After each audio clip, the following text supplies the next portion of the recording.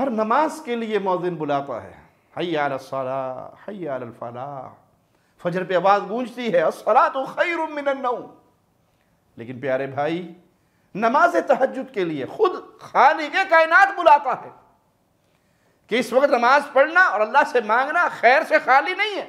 ينزل ربنا تبارك وتعالى كل ليلة إلى السماء الدنيا حين يبقى ثلث الليل الآخر فيقول من يدعوني فأستجيب له، من يسألني فأعطيه، من يستغفرني فأغفر له۔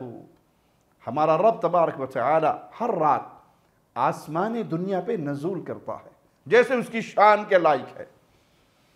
اللہ کا نزول لیس کمثلہ شیء، اس کی کوئی کیفیت ہم نہیں بیان کر سکتے، ہمیں علم میں نہیں۔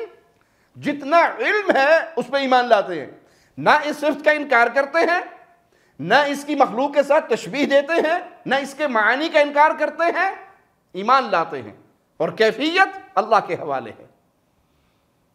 ہر رات مالک آسمان دنیا پہ نزول کرتا ہے جب رات کا آخری تہائی حصہ باقی رہ جاتا ہے، اور مالک کی طرف سے وعدہ کیا لگتا ہے؟ کون ہے جو مجھے بلاتا ہے میں اسے جواب دوں؟ کوئی ہے جو مجھ سے مانگتا ہے تو میں اسے عطا کروں؟ کوئی مجھ سے مغفرت طلب کرتا ہے میں اس کو مغفرت دوں؟ اور قیامت کے دن رات کی نماز پڑھنے والے یعنی تہجد پڑھنے والوں کے چہروں پر خاص نور ہوگا۔